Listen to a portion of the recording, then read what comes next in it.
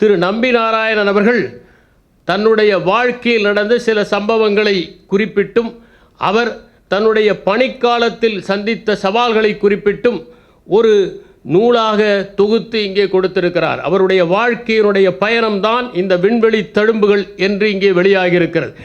திரு நம்பி நாராயணன் அவர்கள் மதுரையிலே இருக்கிற தியாகராசர் கல்லூரியில் இயந்திரவியல் படித்தவர். அதற்கு பிறகு அவர் விண்வெளி ஆராய்ச்சி கழகத்தில் 1966ஆம் ஆண்டு பணிக்கு சேருகிறார். 1970ஆம் ஆண்டு அவர் பிரான்சுக்கு 50 விஞ்ஞானிகளை தேர்ந்தெடுத்து கொண்டு பண்டமாற்று முறையிலே அங்கே இருக்கிற தொழில்நுட்பத்தை கற்றுக்கொள்வதற்காக புறப்படுகிறார். அவருடைய முக்கியமான பங்களிப்பே பிரான்ஸ் நாட்டுடன் சேர்ந்து விகாஸ் வைக்கு என்கின்ற திரவ உந்து விசை என்ஜின் ஒன்றை கண்டுபிடித்து அதன் மூலம் அனுபவத்தை பெற்று இங்கே திரும்புகிறார். அவருடைய அனுபவங்களின் தொகுப்பாக இந்த நூல் இருக்கிறது. இந்த நூலை தமிழிலே மொழிபெயர்த்தவர் திரு ஜே.வி. நாதன் அவர்கள். ஜே.வி. நாதன் அவர்கள் அரசு அலுவலராக 20 ஆண்டுகள் பணி புரிந்து பிறகு பத்திரிகை துறையிலே இருக்கிற ஆர்வத்தின் காரணமாக விருப்ப ஓய்வு பெற்று இந்த இதழியலுக்கு வந்தவர். அவர் பல்வேறு இதழ்களில் பணியாற்றிய அனுபவம் உள்ளவர்.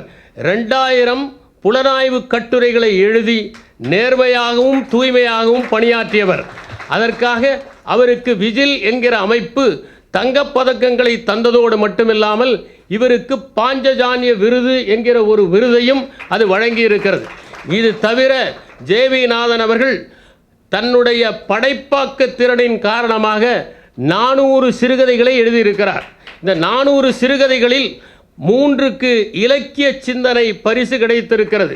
அவர் பல கட்டுரைகளையும் எழுதியிருக்கிறார். அவருடைய வேட்டை என்கிற நூலுக்கு ஜெயகாந்தன் அவர்கள் ஓர் அற்புதமான முன்னுரையை எழுதியதோடு அதிலே குறிப்பிடுகிறார், இந்த தொகுப்பை படித்தால் ஜே.வி. நாதன் அவர்கள் சிறுகதைகளை வேறு எங்காவது தொகுப்பாக போட்டிருக்கிறாரா என்று தேட தூண்டும் என்று ஜெயகாந்தன் அவர்களே குறிப்பிட்டிருக்கிறார். அதில் வேட்டை என்கிற கதை ஒரு அற்புதமான கதை. நாச்சான் என்கிற ஒருவன் அவனுடைய மனைவி வேறு யாரோடோ போய்விடுவார். அவன் வேட்டை ஒன்றுக்கு போகிறான். வேட்டை என்றால் புலி வேட்டை அல்ல, மான் வேட்டை அல்ல, காட்டெருமைகளை வேட்டையாடுவதல்ல, அணிலை வேட்டையாடுவதற்கு செல்கிறான். எளிய மனிதர்கள் வேட்டையாடுவதும் எளியவையாகவே இருக்கும் என்பதுதானே உண்மை. எனவே அவன் அணிலை வேட்டையாடச் செல்லுகிறான், கீரியை வேட்டையாடச் செல்லுகிறான். அவனோடு குப்பன் என்கிறவனும் வருகிறான். வேட்டையில் ஏதாவது விழுந்தால் இரவிலே நம் வீட்டிலே கறிக்குழம்பு வைக்கலாம் என்று அழைக்கிறான். ஒன்றும் விடவில்லை. அவன் வைத்த ஓணானை விரியன் சாப்பிட்டு இறந்து போய்விடுகிறது. வீட்டுக்கு ஏமாற்றமாக திரும்புகிறான். அவன் ஒரு சபலத்திற்கு பலியாகிறான். இதுதான் வேட்டை என்கிற கதை. இன்னொரு அற்புதமான கதை எழுதியிருப்பார். அது நியாயம் என்கிற கதை. அதிலே சம்சுதீன் பாய் என்கிற ஒரு பாத்திரம் படைக்கப்பட்டிருக்கிறது. மத நல்லிணக்கத்திற்கு மிகவும் உகந்த ஒரு சிறுகதையாக அது படைக்கப்பட்டிருக்கிறது. இந்த நூலை தமிழிலே அவர் மொழியாக்கம் செய்திருக்கிறார். ஒன்றை மொழியாக்கம் செய்வது என்பது மிகவும் சிரமமான காரியம் என்பதை நாம் அறிவோம். ஏனென்றால் மொழி என்பதே எண்ணங்களின் மோசமான மொழிபெயர்ப்பு தான். வழி என்று சொன்னால் முள் குத்துவது வேறு வழி, கத்தியிலே குத்துவது வேறு வழி. ஆனால் அனைத்தையுமே நாம் வலிக்கிறது என்று தானே குறிப்பிடுகிறோம். எனவே எண்ணங்களை மொழிபெயர்ப்புதான் மொழியாக இருக்கிறது. அது மோசமான மொழியாக இருக்கிறது. ஒரு மொழியிலிருந்து இன்னொரு மொழிக்கு மொழிபெயர்ப்பது இன்னும் சிரமம். ஏனென்றால் ஒவ்வொரு மொழிக்கும் ஒரு தனித்தன்மை இருக்கிறது. எனவே ஒரு மொழியிலிருந்து இன்னொரு மொழிக்கு ஆக்கம் செய்கிற போது அந்த மொழியின் நுட்பங்களை அறிந்து கொண்டு அது தடங்களில்லாத வாசிப்புக்கு உகந்ததாக இருக்க வேண்டும் என்கின்ற அடிப்படையிலே மொழிபெயர்த்தால்தான் அது சிறந்த மொழிபெயர்ப்பாக இருக்க வேண்டும். அது ஒரு படைப்பாளியாகவும் இருக்க வேண்டும், படிப்பாளியாகவும் இருக்க வேண்டும். அதனால்தான் அதை மொழிபெயர்ப்பு என்று போடாமல் மொழி ஆக்கம் என்று போட்டிருக்கிறார்கள் என்று நான் கருதுகிறேன். அந்த வகையிலே அவர் அந்த ஆங்கில மூலம் சிறிதும் கெடாமல் அதே நேரத்தில் தமிழிலே வாசிப்பவர்களுக்கு தடங்கள் இல்லாமல் வாசிப்பதற்கும் இதை மொழியாக்கம் செய்திருக்கிறார். அதற்கு அவர் மேற்கொண்ட ஒரு பணி, தேவையில்லாத சிலவற்றை அவர் செய்யவில்லை. உதாரணமாக எல்லோருக்கும் பழக்கமான ஆங்கில சொற்களை தமிழிலே மொழிபெயர்க்கிறேன் என்று நினைத்து கொண்டு அவற்றை மொழிபெயர்க்க முயற்சி செய்யாமல் அப்படியே கொடுத்திருக்கிறார். உதாரணமாக நான் மூளைக்குள் சுற்றுலா என்கிற ஒரு நூலை எழுதிய போது ஒன்றை உணர்ந்தேன். பெரும்பாலான மருத்துவ சொற்கள் ஆங்கில சொற்களே அல்ல, அவை கிரேக்க சொற்கள், லத்தீன சொற்கள். அதை போலத்தான் ராக்கெட் என்பதே ஒரு ஆங்கில சொல் அல்ல, அது ரச்சட்டோ என்கின்ற ஒரு லத்தீன சொல்லிலிருந்து வந்ததுதான். எனவே அதை நாம் மொழிபெயர்க்க வேண்டிய அவசியமில்லை என்று எங்கெல்லாம் வாசிப்பு நெருடலாகுமோ அங்கெல்லாம் அந்த சொற்களையே பயன்படுத்தி அவர் மொழிபெயர்த்திருக்கிறார் என்பதை இங்கே நான் பதிவு செய்ய விரும்புகிறேன். இப்போது இந்த நூலுக்கு வருவோம். இந்த நூலை பொறுத்தவரை, இந்த நூலின் கடைசி அத்தியாயங்களை நாம் வாசிக்கிற வரை சுந்தர ராமசாமி புதுமைப்பித்தனுடைய கடிதங்களுக்கு எழுதிய அணிந்துரையைத்தான் என் நினைவிலே நான் கொண்டேன். ஏனென்றால் அதிலே சுந்தர ராமசாமி சொல்லியிருப்பார், இந்த கண்மணி கமலாவுக்கு என்கின்ற இந்த கடிதங்களை வாசிக்கிற போது எனக்கு கிரேக்கத்து சோக நாடகங்கள் நினைவுக்கு வருகின்றன என்று சொல்லியிருப்பார். அதை போல அந்த கடைசி பக்கங்களை வாசிக்கிற வரை இது ஒரு சோக நாடகமாக செல்லுகிறது. ஒரே ஒரு வேறுபாடு தான், எந்த மாபெரும் தவறையும் திரு நம்பி அவர்கள் செய்யவில்லை என்பதுதான். அந்த நூலின் வடிவமைப்பை பற்றி திருமதி சிவசங்கரி அவர்கள் குறிப்பிட்டார்கள். அவர் கியூபிசம் என்று குறிப்பிட்டார்கள். ஒரு அத்தியாயத்திலே பழைய வாழ்க்கையும் இந்த புலனாய்வின் போது ஏற்பட்ட வாழ்க்கையும் மாறி மாறி கொடுத்திருக்கிற காரணத்தால் தான் இது ஒரு துப்பறியும் கதையை வாசிப்பதைப் போல பக்கங்கள் எல்லாம் வழுக்கி கொண்டு செல்கின்றன. வாசிக்கின்ற போது அடுத்தது என்ன என்கிற ஆர்வத்தை ஏற்படுத்துகிற விதத்தில் இந்த நூல் அமைந்திருப்பதற்கு அந்த தொடக்க கால வாழ்க்கையிலிருந்து ஒரு பகுதியாக அவருடைய வாழ்க்கை விரிகிறது. இரண்டாவதாக புலனாய்விலே நடக்கின்ற சம்பவங்கள் கொடுக்கப்பட்டிருக்கின்றன. இதிலே திரு நம்பி நாராயணன் அவர்கள் மனித மனங்கள் எப்படியெல்லாம் இருக்கின்றன என்று குறிப்பிட்டார். சில நேரங்களில் குற்றம் சாட்டப்பட்டவர்களுடைய குற்றம் நிரூபிப்பதற்கு முன்னாலேயே சமூகமே விசாரணையை நடத்தி ஒரு தீர்ப்பை எழுதிவிடுவதை பார்க்கிறோம். அப்படித்தான் அவர் வஞ்சியூர் காவல் நிலையத்தில் இருக்கிற போது அங்கே இருந்த ஒரு காவலர் ஒரு ஜந்துவை போல் அவரை பார்த்தார் என்று குறிப்பிட்டிருக்கின்றார். சின்ன வயதிலே அம்மாவோடு எவ்வளவு பிரியமாக அவர் இருந்தார் என்பதை பதிவு செய்திருக்கிறார். அவர் வகுப்புக்கு செல்லுகிற போது அம்மா பார்க்கிற தூரத்திலேயே இருக்க வேண்டும், அப்போதுதான் நான் வகுப்பிலே அமர்ந்திருப்பேன் என்று வலியுறுத்தியதாகவும் அவர் அம்மா அப்படி பல நாட்கள் இருந்ததாகவும் அவர் குறிப்பிட்டிருக்கிறார். இதிலே அவர் மதுரை தியாகராய கல்லூரியிலே தன்னுடைய இளம் அறிவியல் தொழில்நுட்பத்தை படிக்கிறார். படித்து முடித்த பிறகு அவருக்கு தொடக்கத்திலே ஒரு பணி கிடைக்கிறது. அந்த பணியிலே சர்க்கரை ஆலையிலே அவர் பணியாற்ற வேண்டும். அவர் தன்னுடைய ஆசிரியர் எம்பி ராமமூர்த்தி என்பவர் எப்படி சொல்லிக் கொடுத்தார் என்பதை பதிவு செய்திருக்கிறார். அவருடைய ஆசிரியர் கடினமான பகுதிகளை கூட எளிமையாக சொல்லித் தருவாராம்.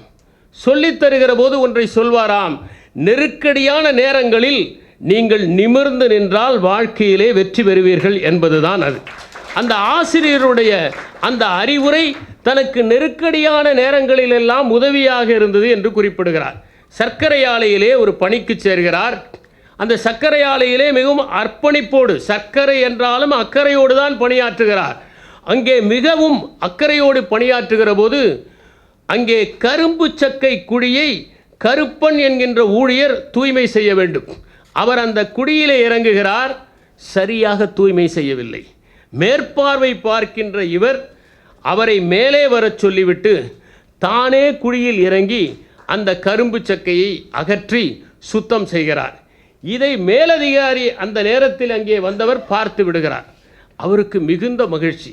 இத்தனை அர்ப்பணிப்போடு, இத்தனை பணிப்பண்பாடோடு ஒருவர் பணியாற்றுகிறாரா என்று அவர் இவருடைய பெயரை குறித்து கொள்ளுகிறார். அழைத்து 3 ஆண்டுகள் உனக்கு பயிற்சி காலத்தை நான் குறைத்து 6 மாதங்களாக ஆக்கிவிடுகிறேன் என்றார்.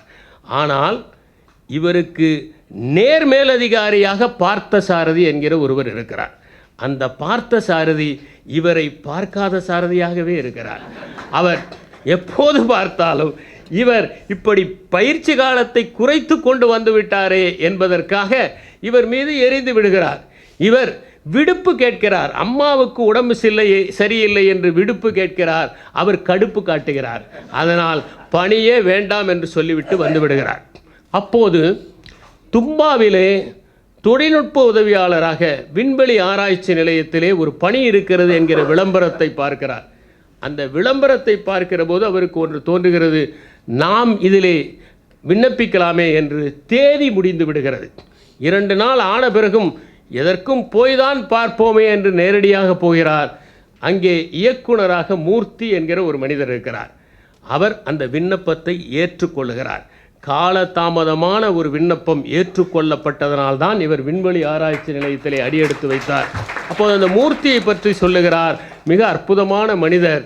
அவர் எப்போதுமே கோப்புகளில் நெறிமுறைகள் எப்போது அந்த நியாயத்தை மீறவில்லை என்று தோன்றுகிறதோ அப்போது அந்த நெறிமுறைகளை அவர் மரியாதை செலுத்துவர். சிவப்பு நாடாவை மீறி சிந்தித்தவர் என்று குறிப்பிடுகிறார். திரு மாலன் அவர்களுக்கு நான் கூற விரும்புகிறேன், நானும் சிவப்பு நாடாக்களை மீறி சிந்தித்தவன் தான் என்பது. ஆகவே அந்த மூர்த்தி அவர்களை பற்றி மிகவும் சிலாகித்து பேசுகிறார்.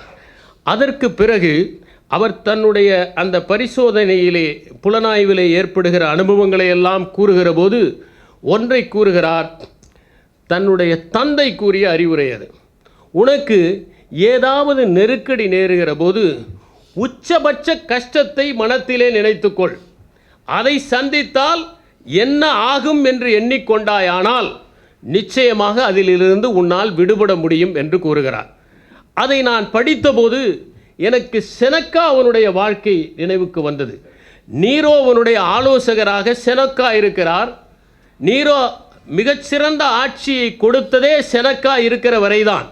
ஆனால் செனக்காவுக்கு தெரியும், எப்போது வேண்டுமானால் இந்த நீரோ மாறக்கூடும், நம்மையும் தண்டித்து விடக்கூடும் என்று அவர் மனத்தை தயார் செய்து கொள்ளுகிறார். நீரோவை ஒரு தீவிலே கொண்டு போய் அடைத்து விடுகிறார்கள். ஒரு கட்டத்தில் நீரோ தற்கொலை செய்து கொள்ள வேண்டும் என்ற ஆணை வருகிறது. ஆனால் அதற்குள்ளேயே பல முறை தான் தற்கொலை செய்வதைப் போல மனத்திலே காட்சிப்படுத்தி நீரோ மரணம் வருகிற போது அது ஒத்திகையாக ஆகிவிட்டது. அவர் உள்ளே செல்லுகிறார், தன்னுடைய நரம்புகளை தானே கிழித்து கொள்ளுகிறார், சுடு நீரிலே அமர்கிறார்.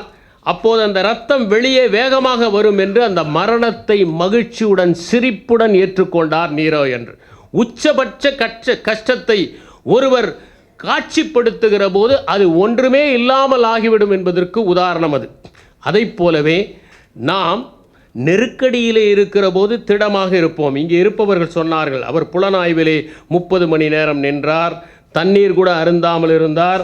அதற்கு பிறகு அவர் மகாத்மா காந்தியடிகளுடைய அகிம்சை போராட்டத்தின் மீது எப்படி நம்பிக்கை வைத்தார் என்பதையெல்லாம் அந்த நூலிலே பதிவு செய்திருக்கிறார். ஆனால் அந்த நெருக்கடிகளின் போதெல்லாம் அவர் சிறிதும் கலங்காமல் இறுக்கமாக ஒரு பாறையைப் போல இருக்கிறார். ஆனால் எப்போது சிபிஐயினுடைய ஓர் அதிகாரி விஜய ராமாராவ் என்பவர் உங்களுக்கு நாங்கள் தவறிழைத்து விட்டோம் என்று ஆறுதல் சொல்லுகிறாரோ அப்போது தேம்பி அழுகிறார் என்பதை நான் பார்த்திருக்கிறேன். ஒரு காலத்தில் கல்லூரிகளில் ராகிங் செய்வார்கள். அப்போது ராகிங் செய்கிற மாணவர்களிடம் திடமாக மாணவர்கள், இளம் மாணவர்கள் நின்றிருப்பார்கள். அவர்களெல்லாம் ராகிங் செய்து முடித்த பிறகு ஒரு நல்ல மூத்த மாணவர் வருவார். அதிகமாக ராகிங் செய்து விட்டார்களா என்று தோளிலே கை வைப்பார். பொலவென்று அழுகை வரும். ஏனென்றால் ஆறுதல் சொல்லுகிற இடத்தில்தான் அழுகை வருகிறது. அப்போது எனக்கு திரு மாலன் அவர்கள் இறகுகளும் பாறைகளும் என்கிற ஒரு சிறுகதையை எழுதியிருக்கிறார். அது நினைவுக்கு வருகிறது. அதிலே அருணா என்கிற ஒரு பெண், அவள் மீது பாலங்களாக பாறைகள் விழும்போது அவள் திடமாக இருந்தாள். ஆனால் ஒரே ஒரு இறகு விழுந்தது, அதற்கு அவள் அழுதாள் என்று அவர் குறிப்பிடுகிறார். அதுதான் அந்த கதையினுடைய முடிவு. கதையை சொல்வதற்கு இங்கே நேரமில்லை, ஏனென்றால் நானாவது கொடுத்த நேரத்தில் முடித்து விடலாம் என்று நினைக்கிறேன். அடுத்ததாக இதிலே அவர் விக்ரம் சாராபாய் பற்றி கூறுகிறார். விக்ரம் சாராபாய் அவர் ராக்கெட்டுகளை ஏவ வேண்டும் என்பது மட்டுமல்ல, பல்வேறு விதமான கற்பனைகளை வைத்திருந்தார். ஏவுகணைகளை ஏவ வேண்டும் என்கிற கற்பனைகளையும் வைத்திருந்தார். அப்போது அவரிடம் சென்று, நான் திட உந்து விசையை விட திரவ உந்து விசை மிகவும் ஏற்றதாக இருக்கும் என்று அது தொடர்பானவற்றையெல்லாம் படித்த குறிப்பை கொடுத்துத்தான் அவரை திரவ விசை உந்து சக்தியின் பால் ஈர்த்தேன் என்று ஒரு குறிப்பை குறிப்பிடுகிறார். இன்னொரு இடத்திலே குறிப்பிடுகிறார், விக்ரம் சாராபாய் 2 பொறுப்பை வகிக்கிறார். ஒன்று அணு ஆராய்ச்சி நிலையம், இன்னொன்று விண்வெளி ஆராய்ச்சி நிலையம். அந்த அணு ஆராய்ச்சி நிலையத்தில் வேலை செய்கிறவர்களிடம் அவர் கடுகடுவென்று இருப்பார். ஆனால் விண்வெளி ஆராய்ச்சியிலே இருக்கிற போது அனைவரிடமும் தோள் மீது கை போட்டுக்கொண்டு சிநேகமாக இருப்பார் என்று எழுதுகிறார். நான் யோசித்து பார்த்தேன், இதற்கு பின்னால் ஒரு காரணம் இருக்குமா? ஏனென்றால் அணு என்றால் உள்ளே போக வேண்டிய ஒன்று, விண்வெளி என்றால் வெளியே பறக்க வேண்டிய ஒன்று. அதனால் அணுவிலே வேலை செய்கிற போது அணுவைப் போல இருந்திருக்கிறார், விண்வெளியிலே இருக்கிற போது விண்வெளியிலே பறந்திருக்கிறார். இன்னொரு கருத்தை சொல்லுகிறார். இவர் அமெரிக்காவுக்கு செல்லுகிற போது அதே விமானத்தில் முதல் வகுப்பில் அவர் பயணம் செய்கிறார், இவர் 2ஆம் வகுப்பிலே பயணம் செய்கிறார். விக்ரம் சாராபாய் இவர் 2ஆம் வகுப்பிலே பயணம் செய்வதை பார்த்து அவர் தன்னுடைய கோப்புகளோடு வந்து இவர் பக்கம் அமர்ந்து இறுதி வரை இவருடனேயே பயணம் செய்தார் என்கிற அந்த மனிதநேய பண்பை இவர் குறிப்பிட்டிருக்கிறார். இங்கே எல்லோரும் அவருடைய புலனாய்வு பக்கங்களை சொன்னார்கள். திரு நம்பி அவர்களுடைய மனித நேய பக்கங்களை நான் குறிப்பிட விரும்புகிறேன். பிரான்சிலே வேலை செய்கிற போது மேரி என்கிற ஒரு சமூக சேவகர், அவருடைய துணையோடு அனைவருக்கும் சமமான மருத்துவ நிதியை அவர் கொடுக்கிறார். 2வது, அந்த பணியாளர்களை எப்படி தேர்வு செய்தார் என்று சொல்லுகிறார். நான் புத்தி கூர்மை உள்ளவர்களை மட்டும் எடுக்கவில்லை, யாருடைய இதயத்திலே ஒரு பொறி கனன்று கொண்டிருக்கிறதோ அவர்களைத்தான் நான் தேர்ந்தெடுத்தேன் என்று குறிப்பிடுகிறார். அங்கே பணியாற்றுகிற ஒருவர் விதிகளுக்கு முரணாக தன்னுடைய கர்ப்பிணி மனைவியை அழைத்து கொண்டு வந்து விடுகிறார். குழந்தை பிறக்கிறது, ஆனால் நுரையீரலிலே பிரச்சனை. அதை வெண்டிலேட்டரிலே வைக்கிறார்கள். 3 நாட்கள் வைத்தார்கள், எதுவும் முன்னேற்றம் இல்லை, இறந்து விடுவது உறுதி, எனவே எடுத்து செல்லுங்கள் என்று மருத்துவர்கள் சொல்லிவிட்டார்கள். அதற்கு மேல் வைக்க வசதி இல்லை. அப்போது இவர் மேரியினுடைய உதவியை தேடுகிறார். மேரி வருகிறார். இனி எத்தனை நாட்கள் வைக்க முடியும் என்று அந்த மருத்துவர்கள் கேட்கிறார்கள். இன்னும் 5 நாட்கள் வையுங்கள் என்று ஏதோ ஒரு கணக்கில் அவர் சொல்லுகிறார். 5 நாட்கள் வைத்தால் சரியாகி விடுமா என்றெல்லாம் அவருக்கு தெரியாது. சொல்லுகிறார், வைக்கிறார்கள். 2வது நாளே முன்னேற்றமாகிறது, அந்த குழந்தை பிழைத்துக் கொள்கிறது. 37 ஆண்டுகளுக்கு பிறகு திருவனந்தபுரத்தில் ஒரு துணிக்கடைக்கு வெளியே அந்த பெண்ணும் தாயும் வந்து இவருக்கு நன்றி சொன்னார்கள் என்று எழுதியிருக்கிறார். இன்னொன்று, பாண்டா என்கிற ஒருவர் அங்கே இவரோடு பணியாற்றுகிறவர், அவருக்கு மிகப்பெரிய வியாதி ஒன்று வந்து விடுகிறது. அவரையும் மிகவும் சிரமப்பட்டு காப்பாற்றுகிறார். விவரங்களுக்குள் நான் செல்லவில்லை. இன்னும் ஒரே ஒரு இடத்தில் பணிக்காக தான் செய்து கொண்ட ஒரு சமரசத்தை குறிப்பிடுகிறார். பாலகிருஷ்ணன் என்பவர் சக ஊழியர். அவருக்காக ஒரு தொலைபேசி வருகிறது. பாலகிருஷ்ணனுடைய மகன் மிகவும் மோசமான உடல்நிலையோடு இருக்கிறார் என்று. அந்த செய்தியை சொன்னால் பாலகிருஷ்ணன் பிரான்சிலிருந்து வந்தால் அந்த பணி பாதிக்கப்படுமே என்பதற்காக அதை மறைத்து விடுகிறார். குழந்தை இறந்து விடுகிறது. கடைசி வரை மறைத்து விடுகிறார். அந்த பாலகிருஷ்ணனுக்கு குழந்தை இருப்பதைப் போல ஒரு எண்ணம். எனவே அவர் அந்த குழந்தைக்கு விதவிதமான பொம்மைகளை அங்கே சென்று வாங்குவார். இதைவிட சிறந்த பொம்மைகளை எல்லாம் நம்மூரிலேயே வாங்கிவிடலாம் என்று சொல்லி அந்த குற்ற உணர்விலே குறுகி போனதாக அவர் எழுதுகிறார். அதற்கு பிறகு பாலகிருஷ்ணன் இங்கே வந்த பிறகு அந்த செய்தி சொல்லப்படுகிறது. பாலகிருஷ்ணன் கோபித்துக் கொள்கிறார் என்ற அதையும் இவர் பதிவு செய்திருக்கிறார். இன்னொரு இடத்திலே தன்னுடன் பணியாற்றுபவர்கள் எவ்வளவு அர்ப்பணிப்போடு பணியாற்றினார்கள் என்பதை குறிப்பிடுகிறார். ராஜ் என்கின்ற வெல்டர் அற்புதமாக வெல்டிங் பணியை செய்கிறவர். அவருடைய பணியை பார்த்து அந்த பிரான்ஸ் விண்வெளி ஆராய்ச்சி கழகம் சொல்கிறது, இந்தியா கொடுப்பதைப் போல 10 மடங்கு உங்களுக்கு ஊதியம் தருகிறோம், இங்கேயே இருந்து விடுங்கள் என்று. ஆனால் அவர் மறுத்து விடுகிறார். அதுதான் முக்கியம். குப்புராஜ் என்கிற ஒருவர், அவருக்கு புற்றுநோய், தெரிந்தும் அர்ப்பணிப்போடு பணியாற்றுகிறார். அப்போது அந்த ராக்கெட் வெளியே வருகிற போது அவர் அங்கே இல்லை. பல நுட்பமான விஷயங்களை நாம் விண்வெளி ஆராய்ச்சி பற்றி தெரிந்து கொள்ளுகிற விதத்தில் அவர் எழுதியிருக்கிறார். உதாரணமாக, அப்போது பிரான்ஸ், இங்கிலாந்து, ரஷ்யா, அமெரிக்கா போன்றவை எல்லாம் 60 டன் கொண்ட இன்ஜின்கள் நாளை இணைத்து 240 டன் கொண்ட ஒரு ராக்கெட்டை ஏவுவார்கள். ஆனால் நாமோ வெறும் 600 கிலோ எடையுள்ள ஒரு ராக்கெட்டை ஏவுவோம். இது நம்முடைய தீபாவளி ராக்கெட்டை விட சற்று பெரியது என்று நகைச்சுவையாக குறிப்பிட்டிருக்கிறார். இன்னொரு இடத்திலே ஏன் திரவ உந்து விசையை இவர் ஆதரிக்கிறார் என்பதை குறிப்பிடுகிறார். திட உந்து விசையை பயன்படுத்தினால் ஒரு முறைதான் அந்த பரிசோதனையை நிகழ்த்த முடியும். ஆனால் திரவ உந்து விசையை பயன்படுத்தினால் பல முறை பயன்படுத்தலாம் என்று குறிப்பிடுகிறார். இங்கே எல்லோரும் சொன்னார்கள், அவர் 50 நாட்கள் இருந்து வருவதற்கு முன்னால் கச்சேரிப்பாடி என்கிற ஒரு சிறையிலே இருக்கிறார். அங்கே சிறைச்சாலை முழுவதும் எலிகளாக ஓடுகின்றன. அந்த இரவு முழுவதும் தூங்காமல் இருந்தேன் என்று குறிப்பிடுகிறார். வதந்திகள் எப்படி பரவுகின்றன என்பதற்கு ஒரு தகவலை சொல்லுகிறார். வியூர் காவல் நிலையத்திலே அவர் இருந்தபோது பாகிஸ்தானை சார்ந்த கமாண்டாக்கள் மேலே இருந்து வந்து அதிரடி தாக்குதலை நடத்தி இவர்களை மீட்பதாக ஒரு வதந்தி பரவியது என்று குறிப்பிடுகிறார். இப்படி எண்ணற்ற இடங்களில் மாறி மாறி அவருடைய வாழ்க்கை அனுபவங்களையும் அவருடைய புலனாய்வு தொடர்பாக நிகழ்ந்த பல அனுபவங்களையும் அவர் சந்தித்த போராட்டங்களையும் அவற்றில் வென்றதையும் அவருடைய குடும்பம் அவருக்கு மிகவும் ஒத்துழைப்பாக இருந்ததையும் நேர்த்தியாக குறிப்பிட்டிருக்கிறார்.